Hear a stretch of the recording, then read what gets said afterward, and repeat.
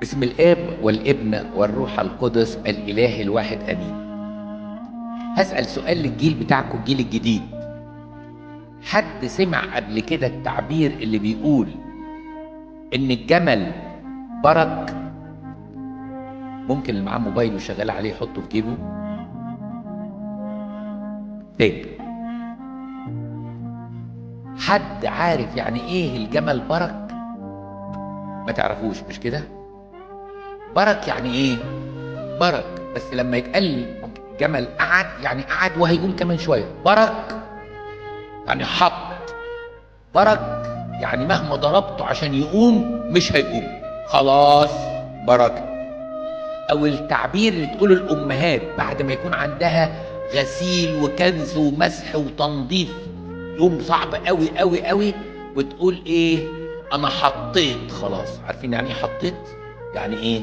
قعدت ومفيش نيه ولا حد يستجري يقول لي اعملي حاجه تاني. على المستوى الروحي اوقات ممكن الانسان يحس بكده ويقول لك انا حاطط، او ان انا حطيت، او ان انا عارف الصح ان انا لازم اصلي واقوم، بس يا ابونا ما عنديش طاقه. صفر. لا طاقه نفسيه ولا طاقه جسديه ولا طاقه روحيه. ايه اللي بيخلي الناس توصل للاحساس الروحي ده؟ الحقيقه اكتر من سبب. هشرح لكم الاسباب دي كرا، يعني ايه، مش هخش في التفاصيل لان انا مش جاي اتكلم على اسباب انك بركت، او اسباب انك حطيت، او اسباب انك انت بتقول ما عنديش طاقه، او ان انا مش قادر اقوم. هقول كده كم سبب بسرعه. اول سبب يخلي الناس تبرك في حياتها الروحيه وتحس انها مش قادره خالص، حاجه اسمها خطيه متكرره قد يكون لها حكم العاده، مثل معظم الاسئله اللي اتكلمت النهارده على خطيه النجاسه. لان في اسئله انا ما قريتهاش لان لقيت ان انا جاوبت في السؤال الاولاني على نفس الفكره. واحد مش قادر يقول لا تشمتي بي عدوات فان سقطت اقوم، لان بيقول ايه؟ انا كل ما بقوم بقع. فالقاعده عندي مش القيامه، القاعده عندي الوقوع، وعشان كده انا حطيت. انا مش قادر اقوم، انا بقيت عامل زي الجمل اللي بيقولوا عليه برك خلاص. حاجه تانية تخلي الانسان يحط او يبقى ما عندوش طاقه ايجابيه. يقول لك بص يا ابونا انا عارف نفسي، انا يا ما ابتديت اقصى مره ابتديتها قعدت معايا 28 29 يوم. كنت بقرا الانجيل كل يوم، وقمت كنت بصلي صلاه باكر الصبح وصلاه نوم بالليل او غروب بالليل. وبعد فتره لقيت نفسي ما بصليش اي حاجه تاني. عارف يا ابونا انا دي شخصيتي من وانا طفل، ما اعرفش اذاكر الا وانا مزنوق، او انا شخصيه متمرده لا تقبل النظام في حياتها، فعشان كده بزهق بسرعه وما بكملش. وبما ان قاعد اطلع وانزل اطلع وانزل اطلع وانزل، لقيت الطلوع سخيف لان كل ما بطلع باحبط لما بنزل. خليني بقى في النازل وقاعد ومريح ومغطي. انا بقول لك انا حطيت، او انا بركت خلاص مش قادر اقوم تاني. يا اما خطيه يا اما دايما انا كثير البدايات وكثير الاخفاقات بعد البدايات. سبب ثالث خلاني زهقت ويئست، طبع فيا كره، لان بيخليني اخسر الناس اللي اعرفها واضايق الناس اللي في البيت. وكل مرة اقع في المشكلة دي او في الطبع ده ضميري يوجعني بعد كده قوي قوي قوي ومفيش فايدة. طبعي كده، انا بكره نفسي وانا غضبان بس بغضب. انا شكلي بيبقى زي العفريت وانا بزعق بس لسه بزعق. انا بصراحة مهزوم من طبعي ومصدق القول اللي بيقول علمت فيك ما علمت والطبع فيك غالي. مش قادر مش قادر. طبعا ما بيتغيرش. وممكن تاني واحد يقول لك انا بركت او انا حطيت لان بقاله فتره في الفتور، لا حاسس بطعم اللي بيقوله ولا حاسس باي كلمه، فاتر داخل القداس من اول اخره سرحان. طب احضر القداس تاني ليه؟ ده انا بروح القداس يجيلي دينونه. بفتح الاجبيه، اقول لك حاجه يا ابونا، انا كنت شاطر في الحفظ وعشان ابتديت اصلي الاجبيه من تاني اعدادي تقريبا حافظها كلها. انا بقول لك اهو، انا اكرر الكلام باطلا كالامم ومفيش حق. خلاص انا حطيت مش قادر مش عارف افتحها.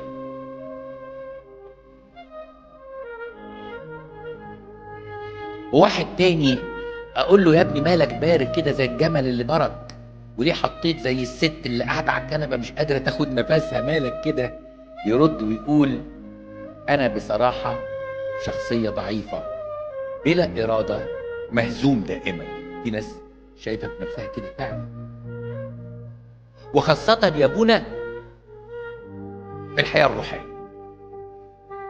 ده انا حتى الدكتور قال لي لازم تخس علشان ركبك تعباك مش عارف اخس.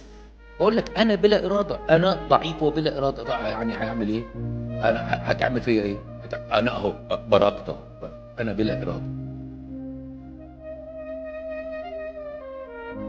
وفي ناس تانية بركت وحطت. بقول لهم ليه؟ يقول لي الكنيسه هي السبب. بقول له الكنيسه هي السبب؟ جديده دي عليا، انا ما عرفتهاش في حياتي خالص. يعني ازاي الجديده كنيسه تكون سبب؟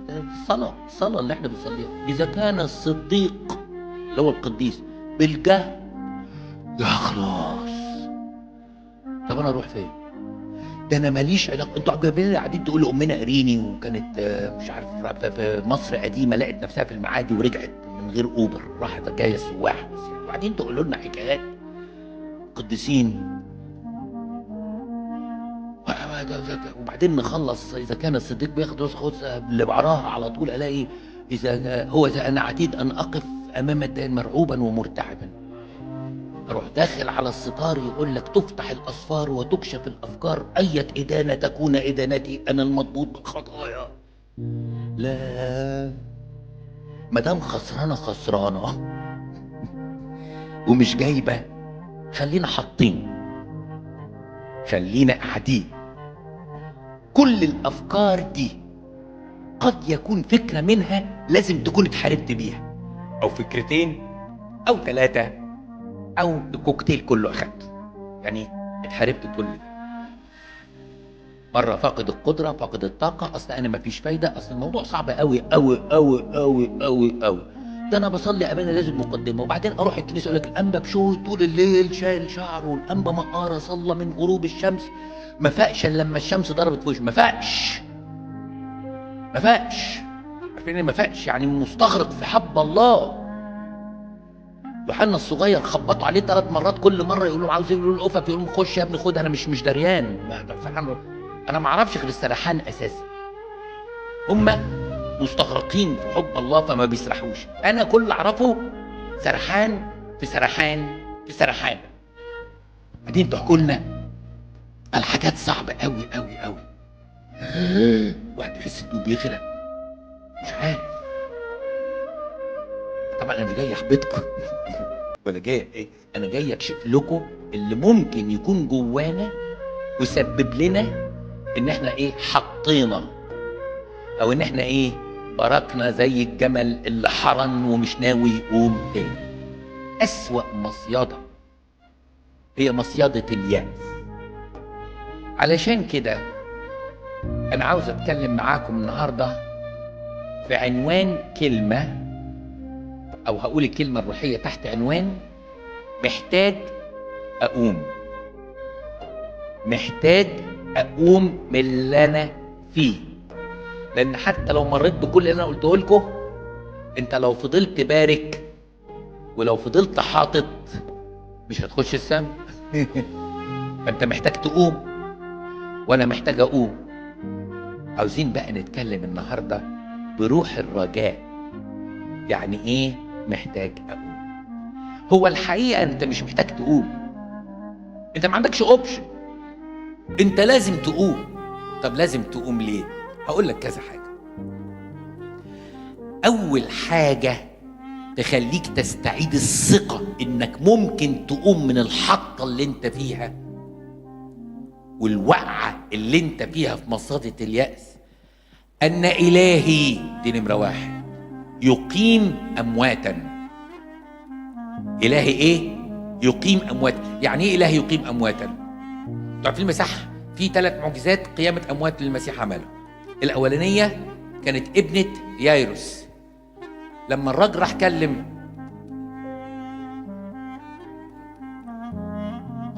اول حاجة ان البنت دي لما الراجل راح يكلم المسيح كانت لسه عايشة، قال له ما عنديش غير بنته في حالة خطر قوي قوي قوي قوي، وبعدين حصلت معجزة في النص، وبعدين عبل ما راح قال له ما تتعبش نفسك الايه؟ ماتت. فالمسيح راح وقال لهم لا دي نايمة. نايمة. يا ريتك كنت شافتها. اصل هم ناس حجموا قدرة المسيح انه ممكن يشفي مرض لانه دكتور شاطر، مش شايفين انه اله معجزات ويقدر يقوم ميت. فقال لها قومي وقامت. المعجزة التانية كان بعديها بقى واحد ايه؟ مش لسه ميت طازة. الاولانية دي ميتة طازة، التانية ميتة بعد ايه؟ بعد كام؟ الراجل اللي هو ابن ارملة نايين ده بقى ايه؟ مات وبيت، وتاني يوم حاطينه في النعش عشان يدفنوه. فما شاف يسوع وشاف الارملة امه بتعيط، فتحنن يسوع وقال له ايها الشاب لك اقول ايه؟ قم. ده كان بقى ميت بقى له قد ايه؟ مينيمم نص يوم، يوم الا يوم، مش عارفين، بس ده بقى له ايه؟ فترة. واسوأ واحد مات والمسيح كان غايب عنه كانت معجزة مين؟ العازر. ده ليه حكاية عندنا ده بقى، ده اللي فيها سبت في السنة القبطية اسمه سبت العازر. يعني العازر ده بقى كان بقاله 4 أيام قد أنتن. انتوا عارفين يا جماعة أي إنسان بيموت حتى بعد 2 3 بيحصل إيه؟ الدم كله بيتجلط. عشان كده لو ما لحقوش يعملوا صدمة كهربائية في أول 2 3 الدم بيبتدي ما يوصلش المخ ويبتدي يتجلط ويتقل قوي، لأن ما فيش قلب بيضخ، فخلاص الدم وقف في الشرايين خلاص. تاني يوم لو سكتوا عليه يبتدي البطنة بقى حالات التعفن، وبعدين بقى لعذر 4 أيام. يعني إيه؟ قد أنت. ليه ربنا عمل معجزات القيامة بالرغم ان كل اللي قومهم ماتوا تاني؟ وعندنا عيال دلوقتي بتموت وما بتقومش. ليه المسيح قومهم؟ ليه؟ ردوا عليا. اول سبب ده سبب عقيدي يثبت ان هو الله القادر، يعني المسيح هو الله عنده القدرة على القيامة او اقامة الميت. والاحلى المعنى الروحي، ان انا قادر اقوم ميت. انت مؤمن ان انا قادر ولا مش مؤمن؟ مؤمن. عاوز اسألك سؤال يا حبيبي، يا اللي محبط، يا اللي حاطط، يا اللي بارك زي الجمل، فيه ميت يقدر يقوم نفسه؟ طب انت مضايق ليه؟ طب ما انا عارف انك ميت وعارف انك ما تقدرش تقوم نفسك، بس اذا كنت عاوز تقوم لابد ان يكون عندك ايمان ان فيه اله لو ناديته عشان يقومك عمره ما هيتأخر عنك ولازم هيقومك، بس لو ارادتك فعلا حية وقوية. عشان كده لما بيجي لي ولد يقول لي يا ابونا انا ما بيجيش ليا نفس ان انا اصلي خالص، اقول له اقف قول ابانا الذي وقول لربنا انا ماليش نفس اصلي. لو عاوزني اصلي اعمل حاجه، لانك انت ميت ومفيش ميت يقدر يقوم نفسه. لكن لو رحت للمسيح اللي قوم 3 أموات، سواء ميت حديث او ميت نص نص او ميت وقد انتن، عشان يقول لك انا قدرتي غير محدوده، ان لو اذنى الزناه، لو قاطع طريق اسمه موسى الاسود، لو مريم المصريه اللي خدت مركب وراحت القدس علشان تتاجر بجسدها لان ده موسم وهناك زباين كتير،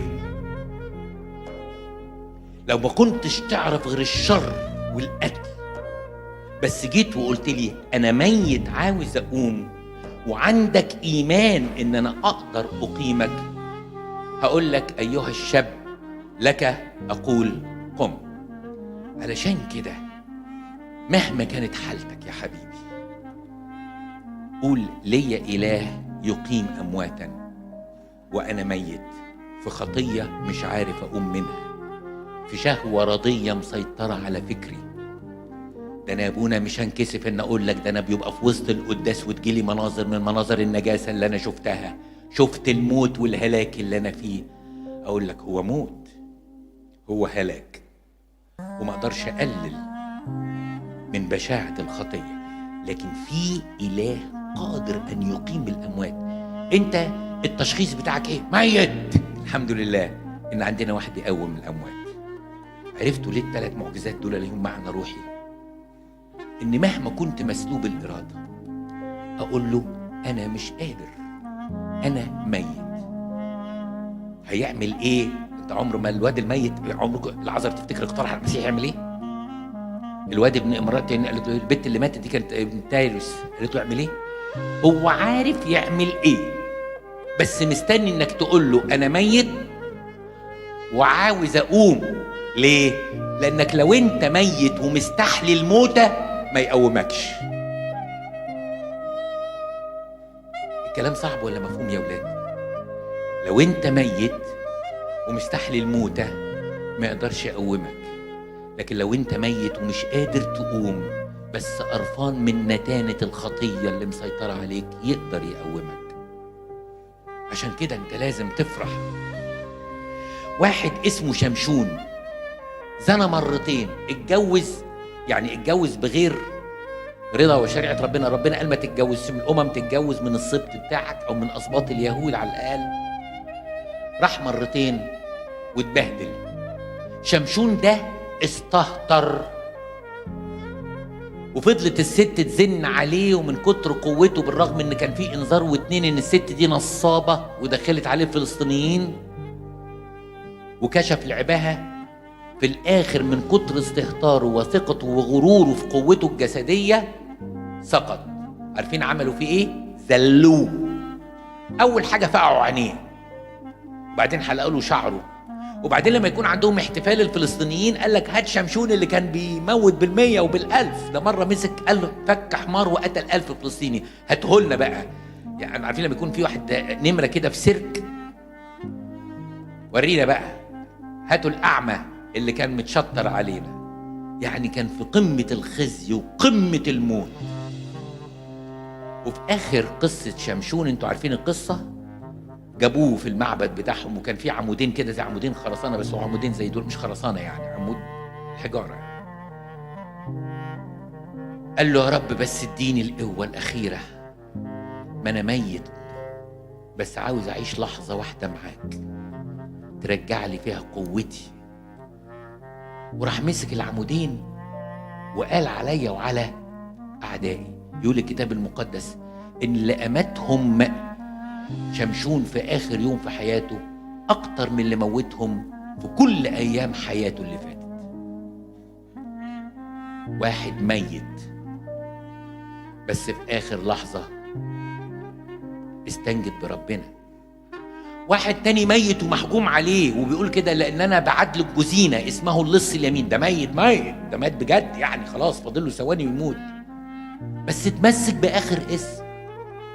قال يمكن يكون بار وممكن يكون رب وسيد زي ما الناس بتقول، فقال له اذكرني يا رب متى جئت في ملكوتك. ايه اللي عمله؟ اعلن موته، انا خاطي ومستوجب الموت. لما كان بيرد على اللص الشمال قال له ما تفتريش عليه، احنا بعدل جزينة ان نستاهل اللي احنا فيه، لكن ده بار. راح بص المسيح قال له اذكرني يا رب متى جئت في ملكوتك.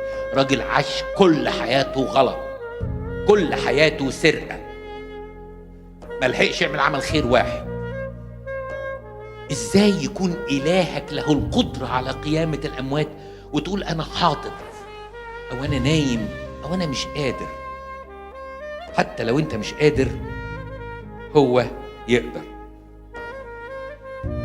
قصة قديمة قوي عاوز أحكيها لكم، أنا حكيتها كتير بس كل ما افتكرها يعني أتأثر شوية لسبب واحد، لأنها بتتكلم على واحد ميت وإزاي ربنا قومه.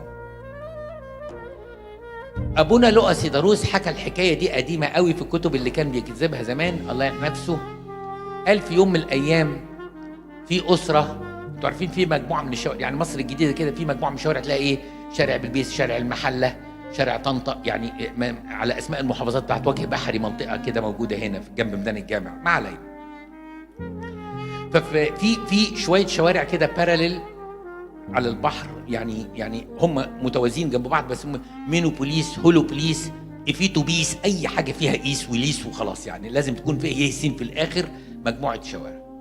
المهم في حد قال له ممكن يا ابونا تفتقدنا؟ قال له اه. قال له اكتب الشارع. قال له 13 شارع مينوبوليس، شقه 3 الدور الثالث. ابونا كتب، قال له هاجي لكم يوم الثلاث الجاي. ويوم الثلاث الجاي ابونا فتح الاجنده بتاعته، لقى اسم الشارع ورقم الدور ورقم الشقه، وفتح وخبط الباب. واحد كان لابس فانلة داخليه كده فتح له البيت من جواه، شكله كئيب شويه، وابونا ما عرفش هو غلط في العنوان ولا ما غلطش في العنوان. المشكله مش في دي، المشكله في الشاب اللي كان واقف ورا الشراعه وفتح الشراعه لمين؟ لابونا لؤى. حس كانه اتصدم او اتكهرب او الدم نشف فيه، عمل كده، هو رجع لورا. وهو بيرجع لورا ابونا لمح ازاز مكسور من الاوض ومحطوط عليه صوره للمسيح سادين بيه الهواء او حاجه زي كده، فعرف البيت ده بيت ايه؟ مسيحي. فقال له حبيبي يعني هو في ميعاد والزياره ممكن اخش؟ الراجل فتح الباب وقعد وقال له انت ايه اللي جابك عندي؟ قال له شكلي يا ابني ممكن اكون معرفش ايه اللي حصل، بس انا جيت عندك، بس انت مالك مخضوض كده ومرعوب؟ قال له انا هقول لك حكايتي. انا لغايه سن 14 15 سنه كنت شماس، وبعد كده لما جات الجامعه بتاعتي في اسكندريه ووالدي اخداني شقه، خدت الشقه اللي انا ساكن فيها دي. واول ما دخلت الجامعه اتلم عليا اصدقاء السوء، قمار، خمر، نساء.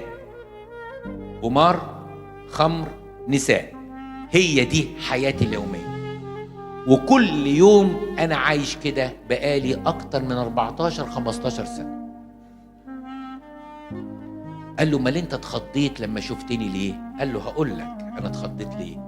لان من 3 ايام كنت بدور في البلكونه، عاملها مخزن كراكيب، انتوا عارفين بقى عازب يعني بيته كله ما يتدخلش اساسا.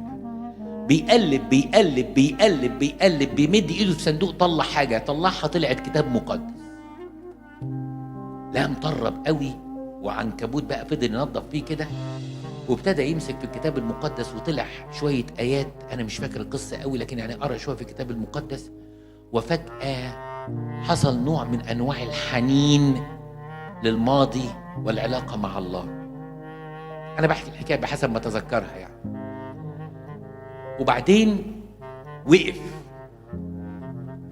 وابتدت الايات تمس قلبه، وابتدى يسأل نفسه اللي زي ده بقاله 14 سنة عايز زنا وقمار وسكر، ممكن يكون ليه نجاة؟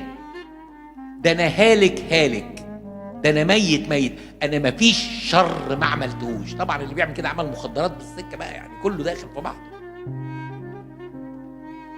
وبعدين عملت حاجة عجيبة جدا، بقيت ابكي زي الاطفال يا ابونا، ورحت واقف امام ربنا. احنا بنتكلم على الهي قادر على اقامة ايه؟ الاموات، وده انسان ايه؟ ميت. قال له انا هطلب منك طلب مستحيل، لان محدش في الكنيسة عارف عنواني.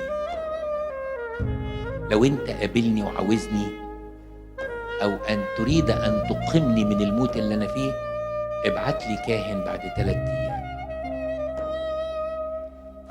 وفتحت الباب بعد 3 ايام لقيت قدسك في وشي. عرفت ليه انا اتخضيت، عرفت ليه وشي اصفر والدم هرب من عروقي، لان اللي حصل ما يتوصفش. قول لي بقى انت ازاي جيت لي يا ابونا؟ راح مطلع البتاع، قال له يا حبيبي اهو العنوان 13 شارع مينوبوليس. قال له بس هنا شارع هليوبلس مش مينوبوليس، بس اللي بيننا بين بعض شارع، فربنا توهك في شارع بس نفس الشقة ونفس الدور، عشان أنا حطيت له شرط: إذا كنت أنت إله قيامة أموات فأقمني أنا الميت. لو أنت عندك مثل هذا الإيمان ربنا هيشتغل معك. أنا مش بقولك القصة دي عشان تقف وتتشرط على ربنا ولا تجرب الرب إلهك، لا، هي القصة دي كانت إكزامبل وسامبل إنك أنت لو عندك إيمان أن الله قادر إن يقيمك من الأموات هتقوم من الأموات. علشان كده بقولك اوعى تيأس، خلي عندك رجاء. بنت بقالها ساعتين ماتت قامت، ولد بقاله يوم، واحد بقاله 4 أيام، يعني في عمق الخطية وأسوأ درجات الخطية قدر يقوم. خلي عندك هذا الرجاء في المسيح.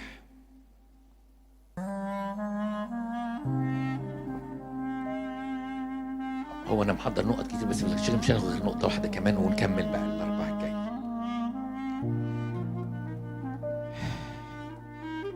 نمرة 2، تاني حاجة تعملها لما تحسس انك انت حاطط وبارك قوي كده ومش عارف تقوم.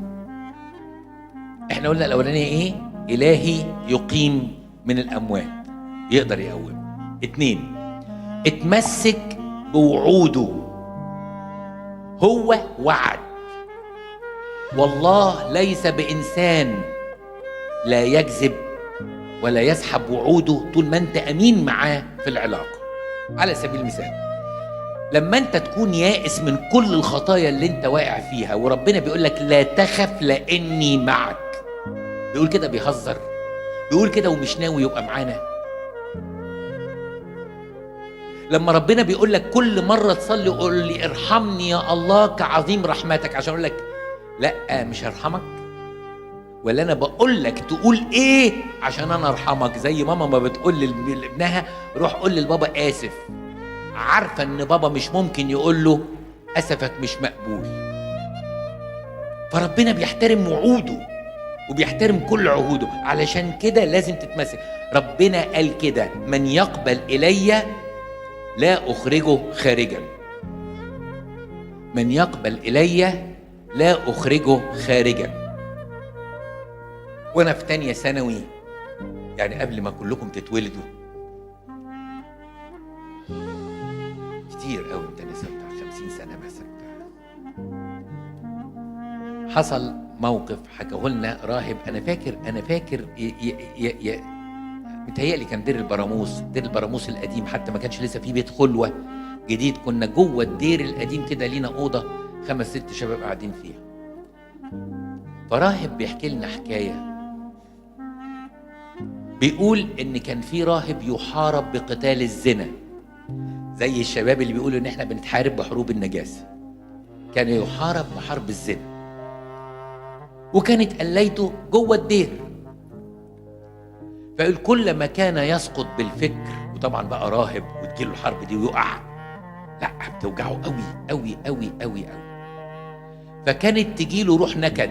يعني ايه روح نكد؟ ازاي انا راهب سايب العالم، ما كنت اتجوزت وابقى كويس وفي الحلال، لكن دلوقتي عليا نير، انا نادر البتوليه وبكسره مثلا بالعادات الشبابيه، اعمل ايه؟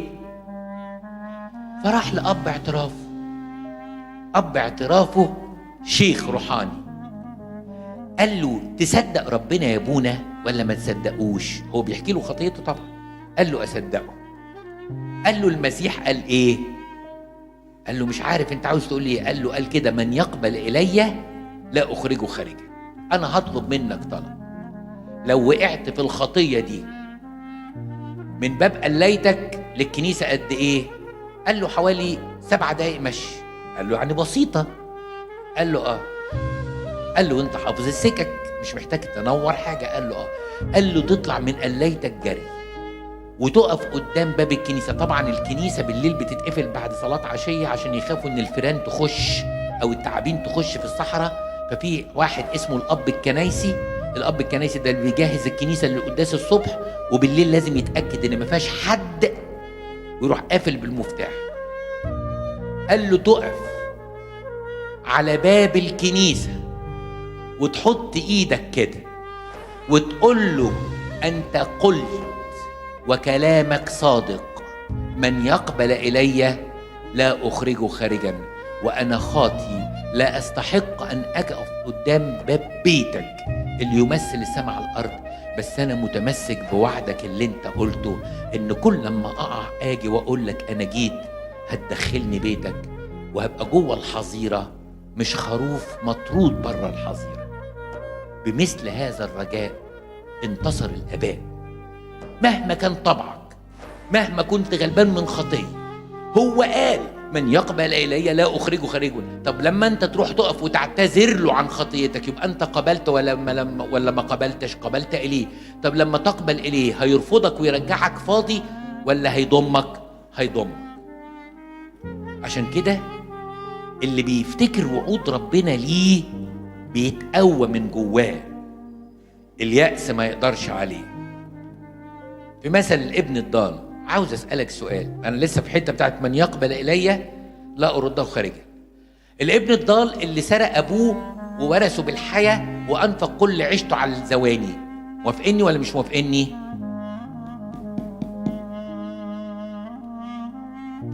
الابن الضال اللي أنفق كل عيشته على الزواني، لما رجع لأبوه إيه العتاب اللي عتبه له؟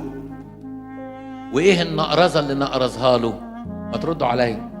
نقرزه، قال له 15 يوم مع الخدامين تحته بعدين تطلع. أخوك ده برقبتك شغال معايا طول عمر وما طمعش فيا. عمل حاجة من دول؟ أمال عمل إيه؟ حضنه وباسه. ليه؟ لأن وعده صادق، من يقبل إلي لا أخرجه خارجا. الله ليس بإنسان، لأن الناس ممكن توعد وتخلف، لكن لما ربنا يوعد يصدق، وأي حد تاني ممكن يكذب. من وعود ربنا غريب قوي قوي قوي. في المزمور اللي انت بتصليه كل يوم يقول لك ايه؟ يقول له كده: تغسلني فأبيض أكثر من تسمعني سرورا وفرحا فتبتهج عظامة البضاعة. ويجي في حتة آية يقول لك ايه؟ شوفوا بقى الجرأة بقى، فأعلم الأثم طرقك. يعني ايه؟ يعني واحد زاني بيقول لربنا نظفني واغسلني، عشان بعد ما تنظفني وتغسلني عايز اكلم الناس عنك. انت ليك عين ما تتخزي، انت اللي زيك يخش تحت سرير ولا تحت كنبه وما يوريش وشه. لا، انا عندي رجاء، لان ده وعودك انت قلت اذا كانت خطاياكم كالقرمز اللي هو الاحمر الداكن ابيض، هتبقى زي الصوف النقي وزي التلج. وانت قلت كده، وانت اللي هتعمل كده. انا ما استحقش، انا خاطي ومكسور ودمعتي على خدي وباصص في الارض. بس انا ما بتكلمش عني، انا بتكلم عنك اللي انت تقدر تقوم الميت. انا بتكلم عنك انت ان كلامك قدس اقداس، واللي انت قلته مش عشان نوعظ بيه، اللي انت قلته يشجعني ان انا اعيش وارجع لك. انت قلت لا اهملك ولا اتركك. طب انا بهمل نفسي، طب انا بسيب نفسي. تعالى اقرص ودني، اشخط فيا، افتقدني، اعمل اي حاجة، بس علشان تقوم الحطة اللي انت فيها وتقوم من روح اليأس والانكسار قدام الخطية، لابد من حاجتين اتفقنا عليهم النهاردة. واحد، أن إلهي يقيم أمواتا، ولو كنت ميت يقدر يقومني. اتنين، طالب ربنا بوعوده وعهوده. قل أنا ما استاهلش أن أدعى لك ابنا، اجعلني كأحد أجرائك. يقول لك لا يا حبيبي، مش انتوا عندكم في أهل العالم تقولوا الضفر ما يطلعش من اللحم وعمر ما الدم يبقى مية؟ ده عندكم انتوا على قدكم، لكن أنا أحببتك حتى الموت. ولو مش تصدقني بص عليا وأنا عريان على صليبي علشانك انت. خلي عندكم قوة يا ولاد، خلي عندكم قوة.